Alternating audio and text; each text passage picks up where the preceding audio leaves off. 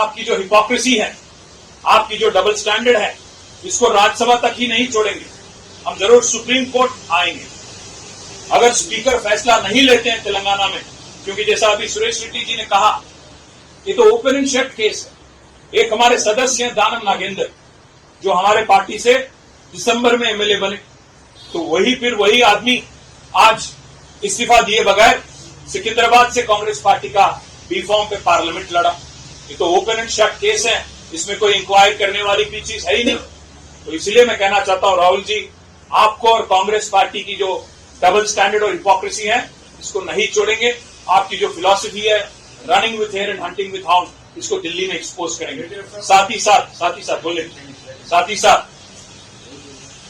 साथ president of India का भी अपॉइंटमेंट लेंगे, लोकसभा स्पीकर का भी अपॉइंटमेंट लेंगे, और जरूरत पड़ा तो सारे के सारे हमारे विधायक दिल्ली आएंगे और उनसे भी मिलेंगे, क्योंकि कानून और संविधान के संरक्षक जो हैं वो है custodian of the constitution, is the president of India, of the Republic of India. So we will come meet Her Excellency the President of India if needed. We will seek her time. If the Supreme Court doesn't do justice, if this nonsense does not stop, if Rahul Gandhi continues to preach at the same time does not practice, we will expose them hollow, their hollowness in Delhi at every single forum. If needed, we will take Constitution Club and hold a large gathering of like-minded political parties, and we will expose Congress Party. I thank the national media particularly for attending in such large numbers. Now we can speak in Telugu if that's okay. Later, sir, what happened in your region? I have What not happened? taken Congress secretary. Is it not? Why are you getting angry? What is not unconstitutional? What is not hypocrisy? Let me. How many people without even resigning here? No, that's okay. People should. criticize Congress. Who are you, sir? Are you the spokesperson of Congress? आराम से. So, आपने सवाल पूछा, जवाब सुनिए। जो लोग defection में और मर्जर में फर्क नहीं समझते, आई कांट हेल्प। कांग्रेस के 18 एमएलए थे, जिनमें से 12 एमएलए हमारे पार्टी में शामिल हुए। That is constitutionally allowed, you should know the difference. BSP के 2 एमएलए थे, दोनों के दोनों हमारे पार्टी में मर्ज हुए। मर्जर में डिफेक्शन में फर्क अगर नहीं समझते हैं तो हम कुछ नहीं कर सकते हैं आपके। Merger constitutionally allowed hai, constitutionally provided. I don't want to engage in an argument with you, sir. You asked me a question, I answered. Let us leave it at that. If you are a Congress spokesperson, I'll leave it to you, sir. All the victims of Congress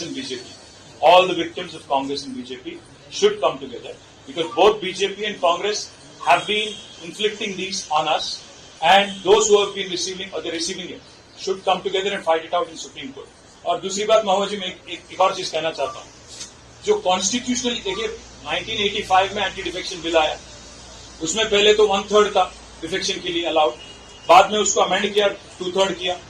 जब 2/3 किया, जो constitutionally allowed है, अगर उसके तहत कोई काम करता है तो कोई उसमें कोई आपको स्कोप नहीं क्वेश्चन करने की। पर आज तेलंगाना में हमारे 38 एमएलए, उनमें से अभी 7 एमएलए को कांग्रेस ने लिया, जो कि ना 1/3 है ना 2/3 है। इसलिए हम कहते हैं कि डिफेक्शन और मर्जर में फर्क समझो। अगर मर्जर है तो 2/3, अगर 2/3 मर्जर हुआ तो that is constitutionally allowed. Nobody can question. No Supreme Court also can come in the way, because that is the law of the land. So my simple point is, this is what needs to be challenged, questioned, and when Congress party had promised कि हम 10th schedule को amend करेंगे, और आज मुख्यमंत्री स्वयं घर घर जाते हैं एमएलए के पास और उनके साथ बैठते हैं और उनको आधी रात 1 बजे अपना एक पहनाते हैं scarf. So this is what I'm saying. You will go to court against all the 7 MLAs? Absolutely. We already have a petition filed in Telangana High Court. We already have petitions filed with the local assembly speaker in Telangana. Supreme Court जैसा अगर speaker न्याय नहीं करते हैं, इंसाफ नहीं करते हैं, तो जरूर आएंगे। Supreme Court will knock on the doors of Supreme Court. In fact, that is the reason why me and Harish Rao Garu have been in Delhi for the last 2 days, and we've been consulting legal experts. We have consulted some constitutional experts, and we are going to Supreme Court very soon. So do you also feel that behind Keshava Roy joining Congress, there's a larger plan, a strategy of Congress, because they wanted to create a space for peace corruption in the city? Do you think that's the reason? मुझे कांग्रेस की strategy से कोई लेना देना नहीं है, but ये जानता हूं मैं कि कांग्रेस की डबल स्टैंडर्ड फिर एक बार एक्सपोज हो गई। केशवराव जी जब राज्यसभा में कांग्रेस में ज्वाइन कर गए, उनको इस्तीफा देना पड़ा, इसीलिए क्योंकि यहाँ के जो चेयरमैन है उनको डिस्क्वालीफाई कर देंगे, और जबकि उनके पार्टी के जो स्पीकर है वो तो नहीं करेंगे। तो अगर एक जगह इस्तीफा देते तो वहां इस्तीफा क्यों नहीं दे रहे आप? अब तेलंगाना में जितने एमएलए शामिल हुए उनको भी इस्तीफा दिलाइए।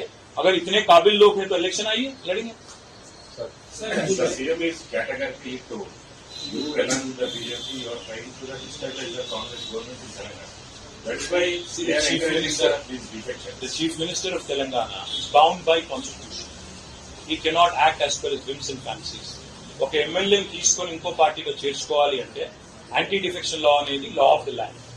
ఆ లా ఆఫ్ ద ల్యాండ్ నేను చెప్పట్లా, సుప్రీంకోర్టు 3 జడ్జ్ బెంచ్ చెప్పింది, 5 జడ్జిల బెంచ్ కూడా చెప్పింది. వాళ్ళు మేము అనేది ఏంటంటే ఆయారాం గయారాం నుండి పోచారం దాకా వచ్చింది కథ. మరి ఇంకా తెలంగాణ ప్రజలు తేల్చాలి.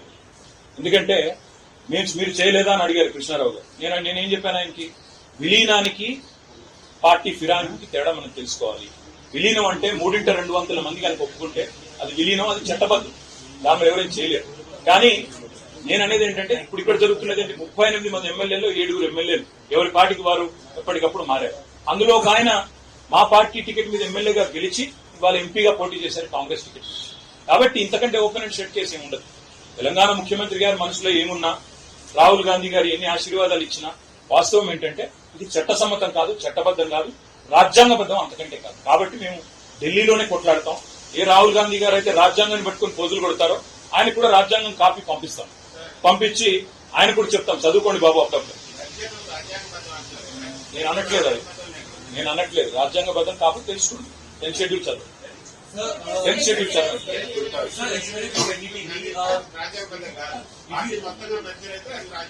ఇప్పుడు మీకు నాకు వాదన ఉంది. చదువుకోండి, నేను చెప్పాను. From NDTV, if you go by their statement, first, if You're right. if you go by their statement, they're saying that this is individual. Whose statement? The MLAs and the MPs that have elected, they say that it is their individual right and this right has been given to them by the Constitution of India. What's your stand on it? And secondly, you are alleging that 50 crores to 100 crores rupees must have been given by the Congress party to these MPs and MLAs. Will you demand a thorough investigation into this case? Brother, I don't think you followed what I said. I said that Siddaramaiah जी जो कर्नाटका के मुख्यमंत्री उन्होंने स्वयं कहा कि उनपे MLA को आज 50-50 करोड़ देके बीजेपी खरीद ली। मैं इसलिए सिद्धरामैया जी से, राहुल जी से, खड़गे जी से पूछ रहा हूं कि अगर कर्नाटक में अगर दाम जो है वहां की रेट जो है अगर 50 करोड़ है, तेलंगाना में कितना दे रही है कांग्रेस? ये मैं पूछ रहा हूं। कर्नाटक में एक नीति, यहाँ पे दूसरे जगह कोई और नीति नहीं होगी। आप जैसा आपने कहा, ये सिद्धरामैया जी का कहना है, मेरा नहीं है, आप देखिए। और दूसरी बात, एमएलए का कोई राइट, इंडिविजुअल राइट नहीं होता। You are bound by constitution, you are bound by your party law. MLA का अपना खुद का कोई ओपिनियन या उसका खुद का कोई मन नहीं होता। इसलिए तो एंटी डिफेक्शन लॉ आया इंडिया में 1985 में। 2/3 अगर मिलता है तो मर्जर होता है वो लेजिस्लेचर। इस हद तक कानून साफ है। इसके बारे में भी काफी सारा जजमेंट है। I can give you a copy to read. Of course, we'll go to Election Commission of India. We'll approach Supreme Court. We'll meet Lok Sabha Speaker. We'll meet Rajya Sabha Chairman. We'll also meet President of India. All of this after High Court's decision. We will plan our course of action in days to come. KTR గారు हम फिर वापस आएंगे 4-5 दिन। మీరు 2 టర్ముల్లో జరిగింది నైతికంగానే జరిగింది మళ్ళీ అది చెప్తున్నాను, నైతికత అనైతికత అనే దాంట్లో రాజ్యాంగబద్ధమా చట్టబద్ధమా కాదు.